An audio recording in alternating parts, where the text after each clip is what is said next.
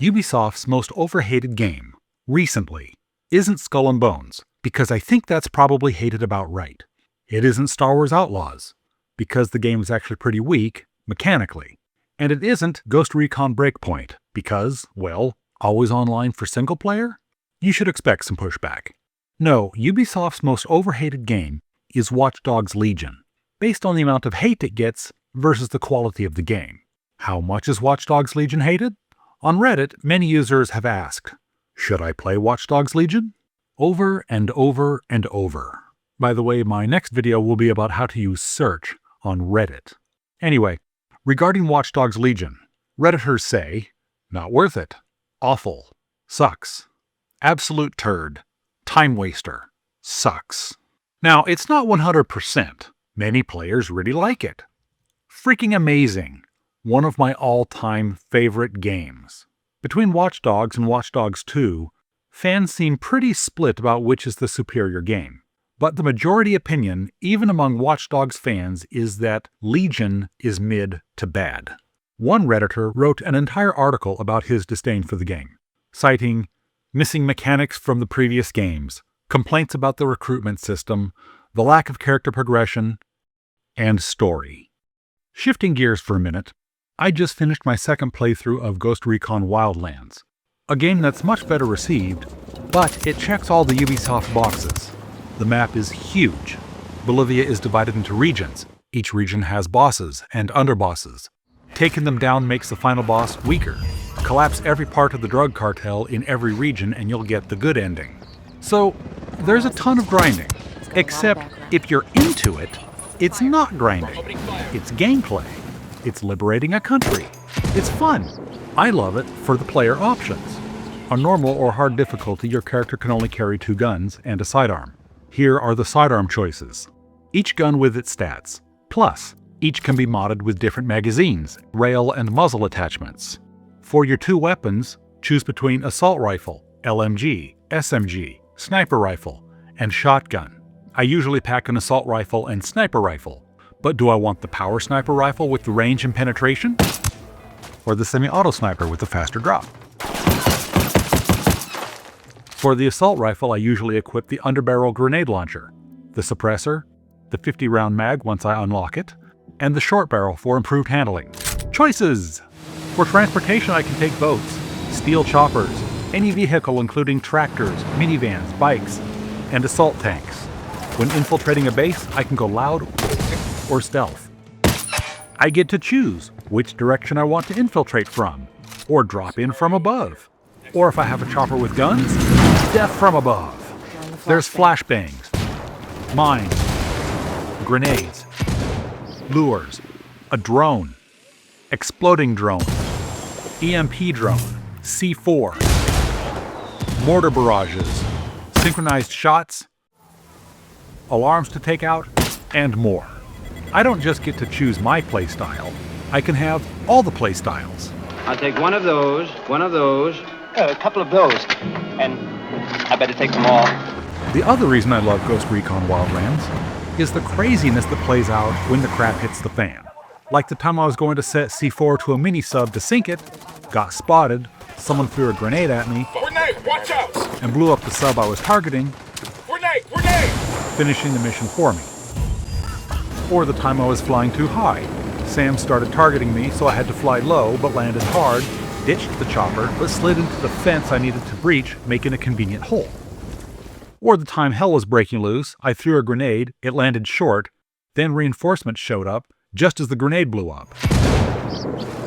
Some missions go smooth, but I'd say most of them end in chaos. And none of this is scripted. It's just world mechanics colliding in wonderful ways. Nevertheless, there's barely a narrative. Your character has opinions here and there. Even if the condoms come standard, it's a sweet car. But no arc. Bad guys get more story than playable characters do. Where El Polito was doing his residency, and La Yuri worked as a nurse. The story is the decisions you make across Bolivia, how you approach situations, the craziness that inevitably erupts. And lots of gamers dig it. I mean, not everyone. For some, it's too repetitious. But open world's gonna open world. I love this game. Now, why do I love Watch Dogs Legion so much? It's the same kind of game. Setup. In the near future, London is semi-cyberpunk. Crypto is common. An AI assistant called Bagley is the new Google, and you just chat with him. I'm Bagley, DedSec's definitely not stolen, highly advanced AI assistant. Everyone wears an optic, a government-mandated and surgically implanted computer that allows you to see augmented reality images, as well as browse the internet, read and write email, make phone calls, etc. And it's always online. The game starts when bombs go off, destroying 3 major sites in London. Most of the DedSec team is killed. DedSec is a hacker collective fighting against surveillance, corruption, and control. A huge part of the game is rebuilding the DedSec team, and the entirety of London's population is a potential recruit. Just the idea is so cool. No one's ever done anything like that before. I'm not sure gamers cared, but still, it was innovative. I love it because while most games will make you grind for points or money until you can afford whatever unlock you're working toward, Legion immediately has me recruiting characters with unique abilities that I can then use in the world. Depending on who you ask, this is the best part of the game or the worst, because almost any recruit can handle any situation. So what's the point of having specialized characters? Well, some characters are better suited for certain tasks. So it does matter. But more importantly, Legion is not about min-maxing a character to power through a game. It's about experimentation, creative approaches, and unusual solutions. It's a playground, a sandbox. Many Watch Dogs fans hate this because it departs from the formula of the first 2 games where there was a central character and his story. Now there's no character, and the story is, what did you do and how did you do it? What went wrong and how did you adapt? That's the story. There are villains whom you have to defeat, and you'll learn more about them than the citizens you play as. But, you see where I'm going with this? After the disaster in London, you'll pick 3 citizens with basic skills to restart DedSec. I'm going with the lady who can take a punch, the doctor with the tranq gun, and the hacking specialist. One of the first missions is to recruit a construction worker, because they can summon cargo drones needed for the first story mission. Yo, you with DedSec? That's sick, cause I need your help. Now this is where all the reviews breeze over the game. They'll say, you do their quest, then they'll join DedSec. Welcome to DedSec. Next. This is a mistake. This mission defines the whole game. Here's how I did it, and take note, this is a generated mission from a collection of variables. A different recruit or playthrough will yield a completely different task. At this point, I'd only unlocked the silencer on the stun pistol, the AR cloak, and the ability to hack delivery drones. I arrive at the Civil Aviation Traffic Office, controlled by Albion, so it's essentially a military base now. Hack a CTOS drone hovering nearby and fly it to get the lay of the land. There are 3 entrances. 2 are locked, but can be unlocked from a terminal inside the facility. There are 2 riot drones, cameras, a robotic turret, and a bunch of guards. There are the weapons. Something I or another NPC did set the guards on alert. Nevertheless, I start sneaking through the front entrance.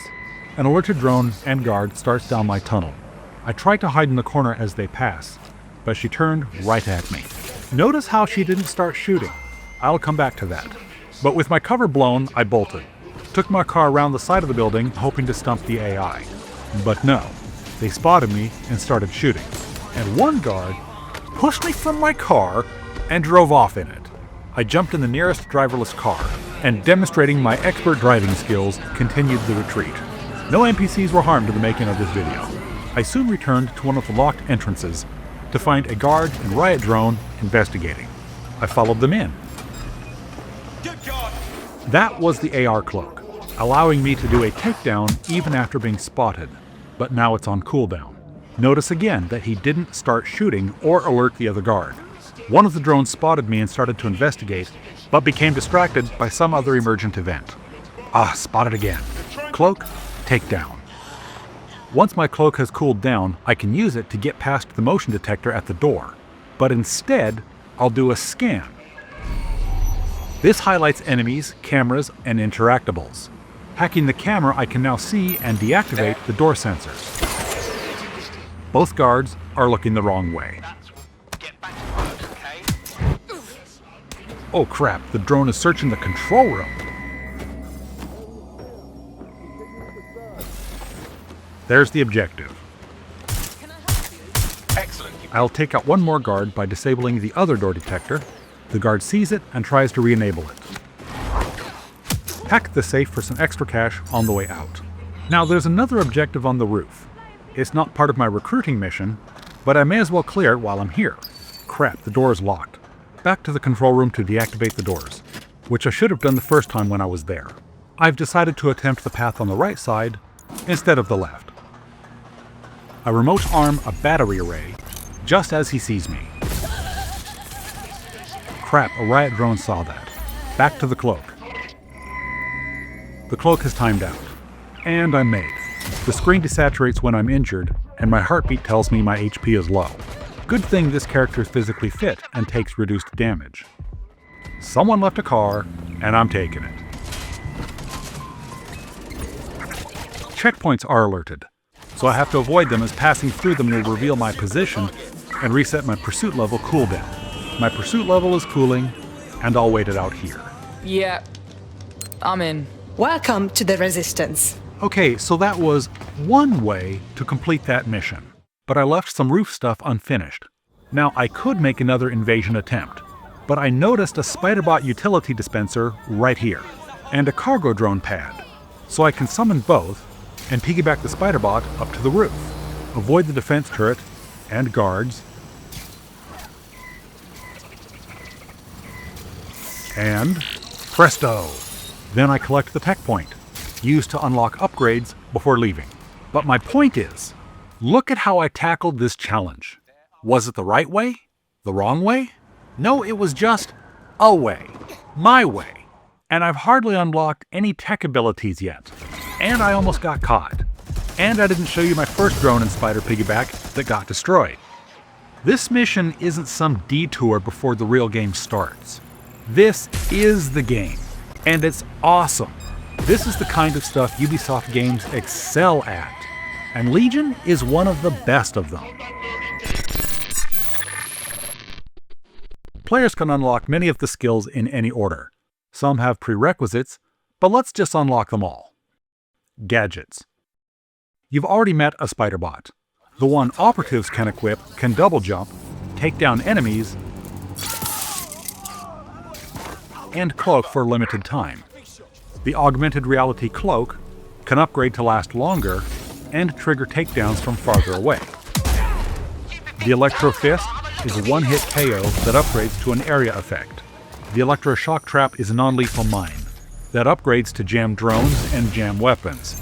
It also works as an attraction device. The Combat Spiderbot acts as a portable sentry gun,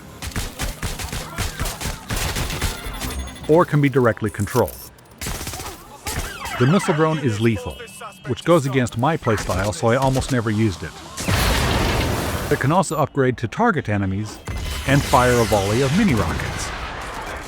You can only have one equipped at a time. In the weapons corner, the non-lethal pistol is the default weapon and upgrades to be silent. The non-lethal SMG upgrades to a larger magazine and faster reloads. Ditto for the non-lethal shotgun. And the non-lethal grenade launcher upgrades to a larger magazine and ammo pouch. Everyone carries a maximum of 2 weapons. But weapons don't stop there. Recruits will often have their own weapons, like this guy, a P308 semi-auto assault rifle.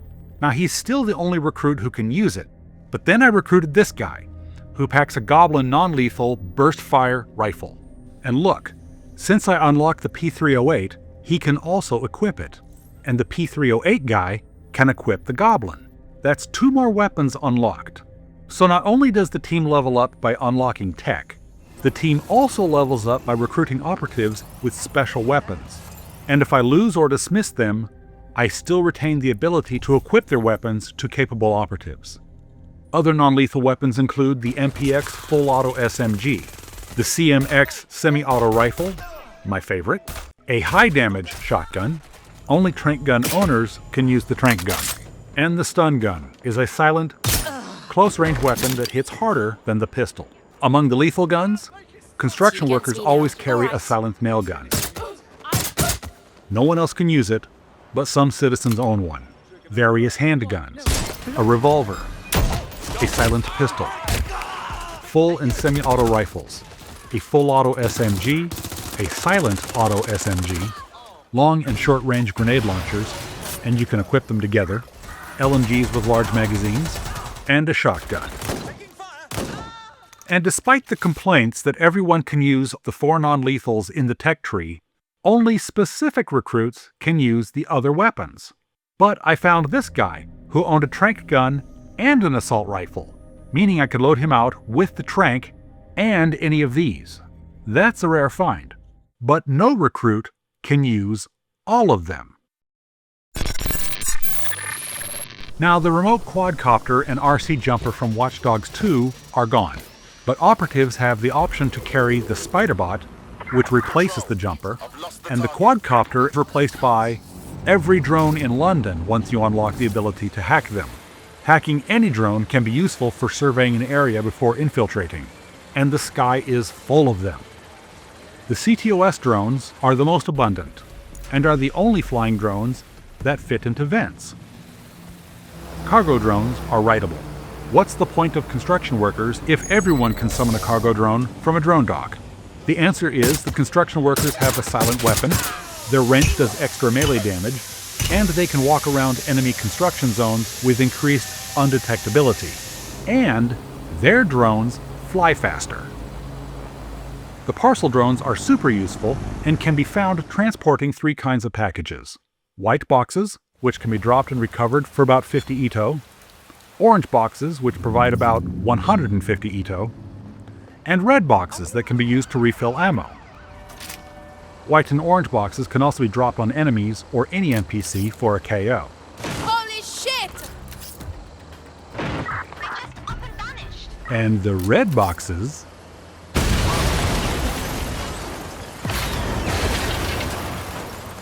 parcel drones can also pick up packages, such as the collectible masks stashed around London. Camera drones can flash opponents, making them temporarily blind. Chase drones fire a shock projectile that damages vehicles and KOs people in 1 to 3 shots. Riot drones fire a shotgun or riot gas, which disorients people and eventually knocks them out. Counter-terror drones are equipped with machine guns and lock-on missiles. With a fully upgraded team, all aggressive drones and security turrets can be temporarily disabled, hacked to attack enemies, and be controlled or shut down if within arm's reach. The Watch Dogs worlds are highly manipulable, and Legion only builds on its predecessors, like ballers, battery arrays, cameras used for surveying, but can also make noise to distract enemies, cargo drone droppables, non-explosive, and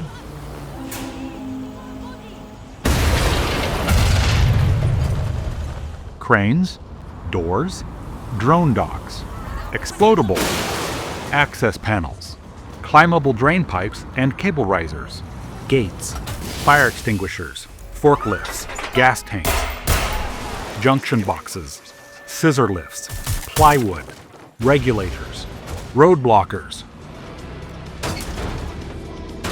security barriers, spike barriers, spiderbot dispensers, terminals, transformer vaults, vent hatches, window washing lifts, and cars. Many of these are carryovers from Watch Dogs 1 and 2, but some of it is new, notably the city drones. Rounding out the tech skills, the AR shroud causes everyone's optic to obscure the body that's just lying there. Very Black Mirror. This is Legion's version of hiding bodies. Skin mesh just gives your operatives more HP. The Deep Profiler provides ways to do favors for people who don't like DedSec, improving their opinion of the organization. Favors like wiping out a government rendition order, Once they're neutral, you can recruit them like normal. But the Deep Profiler also provides a shortcut to recruit people, in that if you do a favor for a neutral person, they'll immediately join DedSec, Welcome to DedSec. bypassing the need to do their quest. This has been criticized by Legion's critics because it's basically a cheat built right into the game. You could potentially recruit a person who doesn't like DedSec by delivering 2 packages for them. Consider me in. Not very interesting, I admit, but it's not a problem because if you don't want to play that way, then don't. You want to streamline the game? Go for it. You want to do a little quest because it's more fun? And yes, I think the mini-missions are fun. Then do that. But I have used the shortcut. Sometimes I need a person with a particular set of skills and I'm in a rush to get to the part where I'm playing them. Sign me up. These 3 allow you to deactivate drones or turrets if they're within arm's reach. These 4 allow you to temporarily disable, control, or turn drones on your enemies. Hack the parcel drones, temporarily jam an enemy's gun, briefly disrupt an enemy, lets you cause explodables to emit a noise that will attract inquisitive enemies. I also want to point out that the grand majority of these abilities are actual abilities, not stat buffs. They provide new tools to approach challenges. Respect. Legion introduced a brawling system which was totally new to the Watch Dogs series. It's not deep, strike, dodge, break guard. But it's more than its predecessors had. And to make it relevant, when spotted by enemies in or out of hostile zones, they don't immediately alert their cohorts. They attack, solo, with melee. So, if you take them down with fisticuffs and are otherwise undetected, you maintain your stealth status. That's huge in a stealth game, and not something a lot of games do, especially in a game with guns. And if you happen to be fighting someone in the street and there's a car close by, I won't break down all the different traits that the London citizenry has, such as evasive driver, immunity to tear gas, or has a 6G data plan for faster downloads. Because there are hundreds of traits that make the Londoners distinctive. The fun of Legion is messing around with all the possibilities. Traits, weapons, gadgets, hacks, environment. Like the time I had to steal a van, and instead of sneaking or storming, I hacked a chase drone, took out the gate lock, and opened it. Then rode my bike in and just took it. No punching, shooting, or kills. Or the time I used a shock trap to disintegrate some porta potties to expose the gunner behind them. Or when I was fleeing Albion and crashed into one of their cruisers, hacked the car, which glanced off the backup, hitting an officer and me, and when the backup car showed up, I used it to escape. Or the time I remote extracted an ambulance from a hostile zone, taking out 2 enemies in the process. Something I did a few times.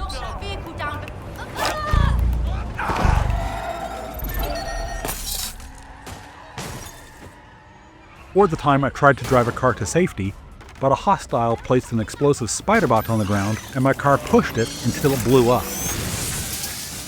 Or the time I had to destroy an underground weapons crate, but instead of going in, I hacked the cameras from the street and remote crashed a car into it. That weapons crate is now a weapons crater. I used a cargo drone to escape and it was destroyed just as I reached the rooftop. Took out 2 enemies by telling a cargo drone to drop its explosive cargo. Finished a fist fight by hacking a chase drone.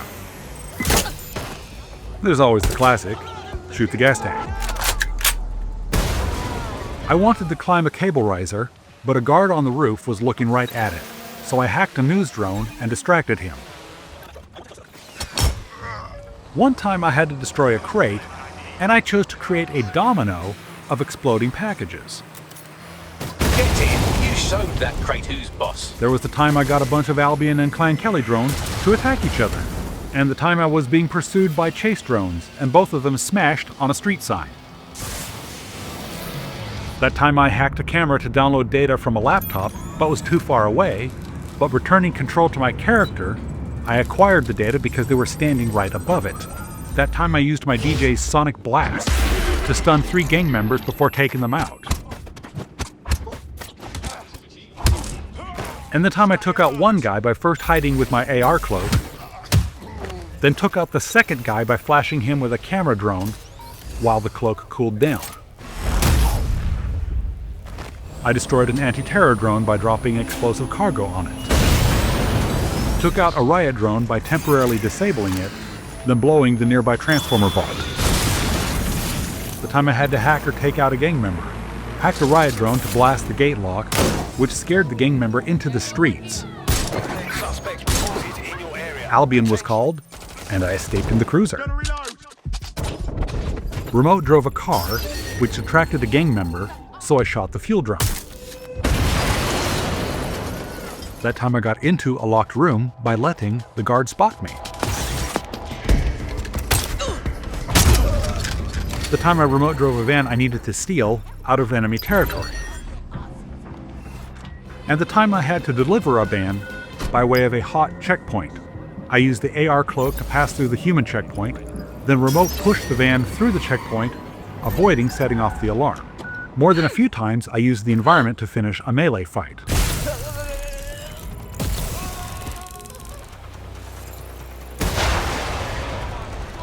But I also experienced moments that made me laugh, like the time I was in a shootout with an officer and a car took him out for me,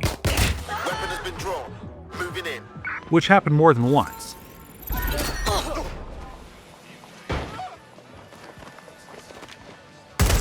Or when I used a shock trap which triggered a car and landed on an explosive container. Or when the cops showed up after a shootout I was in and off the last gang member for me. Or that time I tried to use the cargo drone to KO a guard, but they climbed on it, so I moved it over high ground.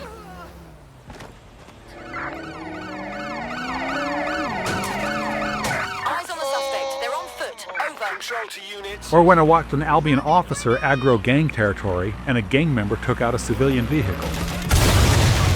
Or when I played Ring Around the Cruiser with an Albion officer. Or when I saw a scooter driver faceplant a truck. Or how this lady ragdolled when I shot her explosive spider bot. Or when I shot an officer while he was climbing a pole. One of my favorites was during a shootout, a guy launched an explosive spider bot on me, so I closed the door. Don't bring a spider bot to a door fight. Or that time I ended a melee fight by striking a terminal. It was an accident.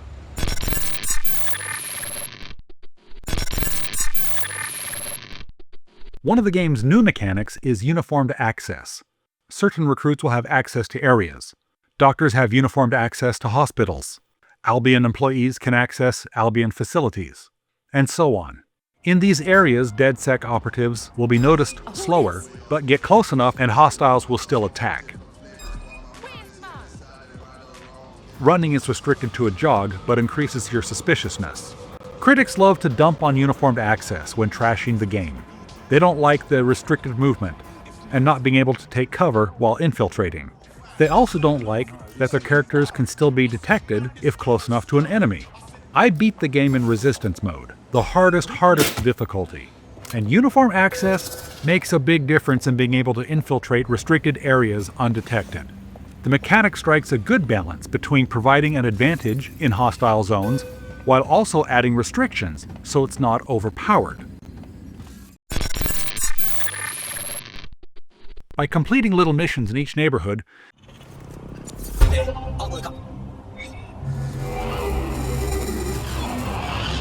you can turn neighborhoods defiant.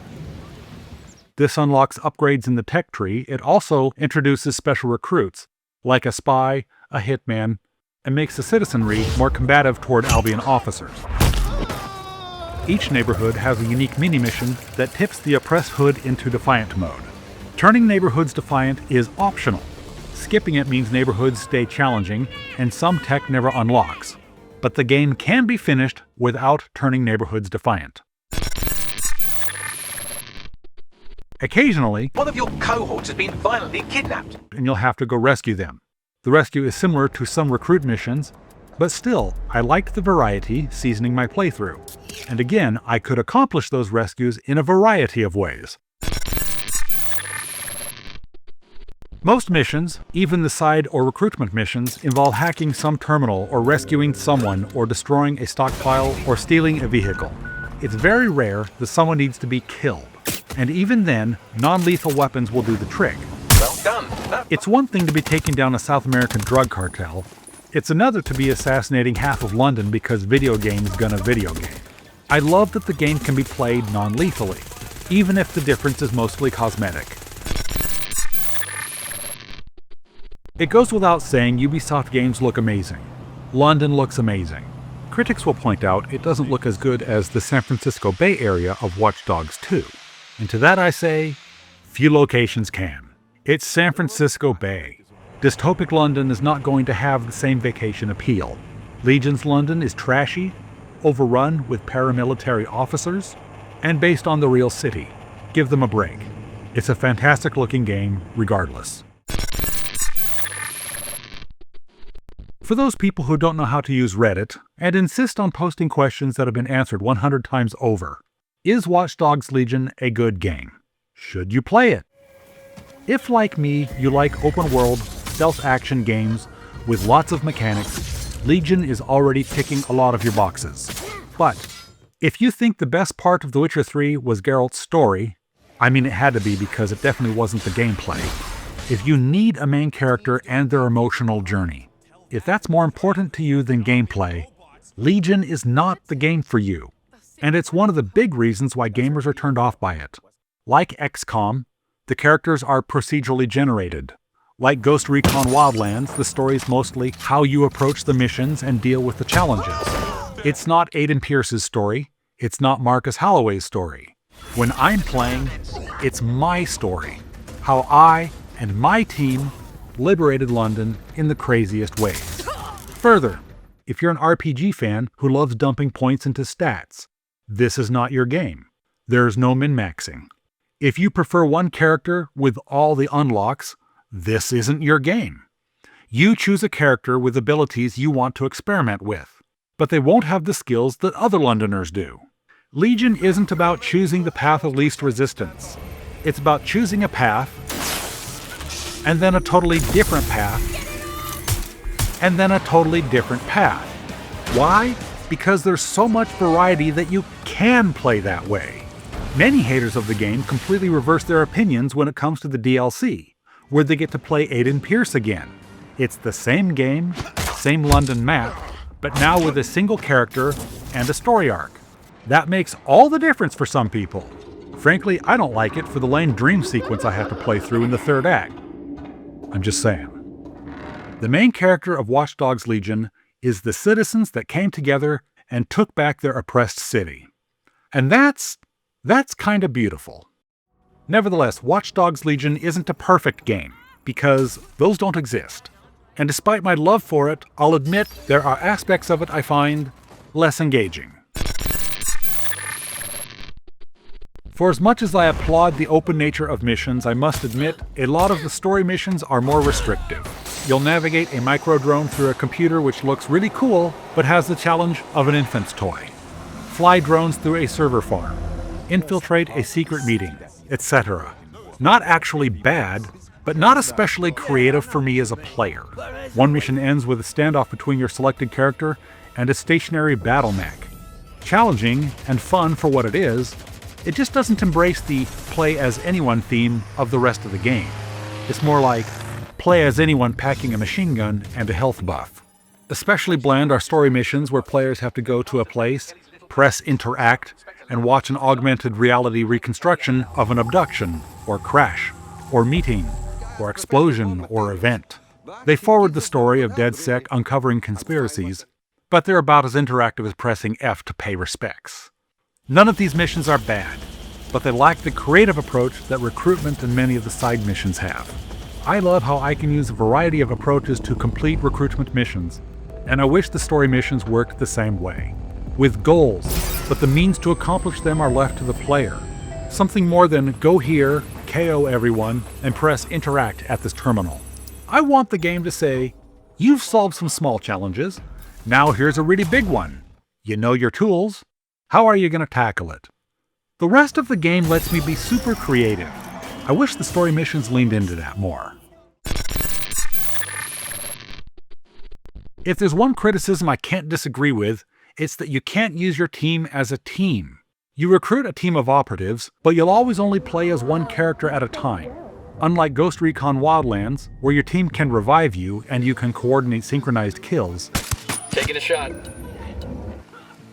In Legion, your team is just a pool to choose characters from. There are no team-ups.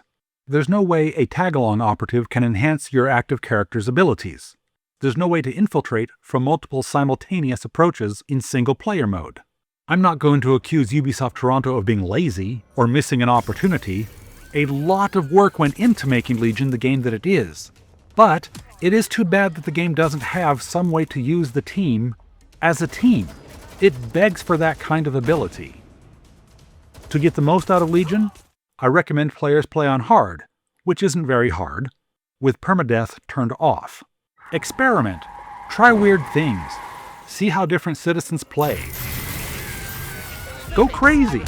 Fail. None of your team members will die. If defeated, they'll just be unplayable for an hour or so until they're released from jail. But if that's not challenging enough, one of the favorite punching bags of any Ubisoft game is the enemy AI. Detractors often remark that the AI is stupid, and the game is too easy. Well, if playing the game on hard isn't hard enough, there's resistance mode, which some players have said is too hard. In it, permadeath is on, so you'll be recruiting more. You carry less ammo. Enemies detect you faster. Albion operatives will recognize you anywhere if you get too close. Albion checkpoints are always hot and will trigger a level 2 pursuit if you cross them. Turning neighborhoods defiant will neutralize them. Tech points outside of hostile zones trigger a level 2 pursuit when collected. Tech upgrades are more expensive. Cooldowns are a lot slower.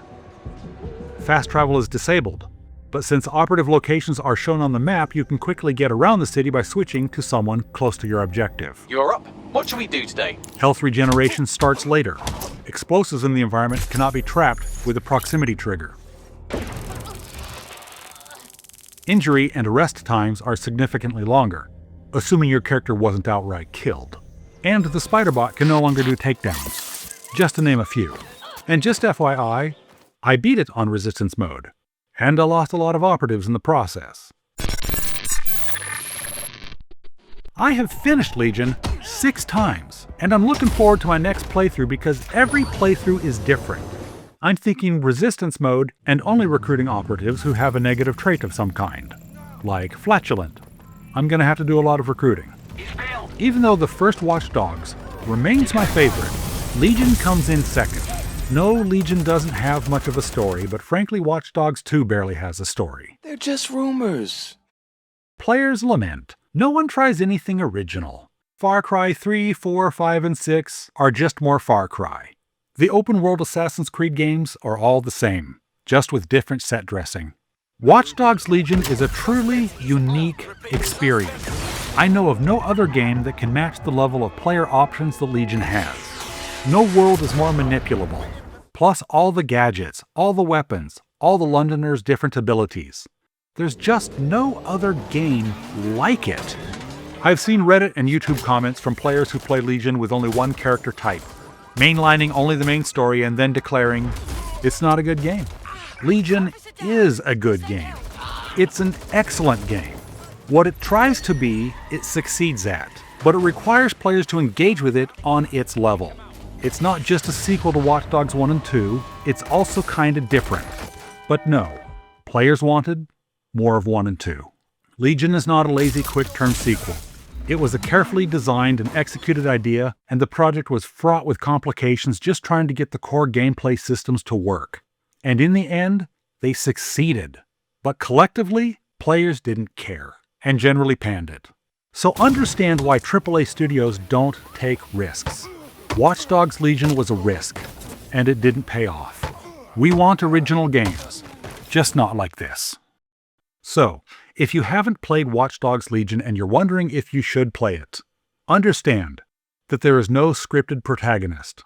The story is more about the villains you take down, the state of post-terror London, and how you choose to tackle the challenges. To really enjoy the game, I use different characters with different skills and try to approach situations in different ways, because that's where the fun is. If it's too easy, there's Resistance mode. Watch Dogs Legion has its weak points, sure. Most notably, there's no way to use the team as a team. Team members in the field don't act friendly when you encounter them. Get lost. And I wish you could rescue your own operatives when they're jailed, instead of waiting for them to get released. No game is perfect, but it's still awesome, and it did not get the credit it deserved. It is Ubisoft's most overhated game. Thanks for watching.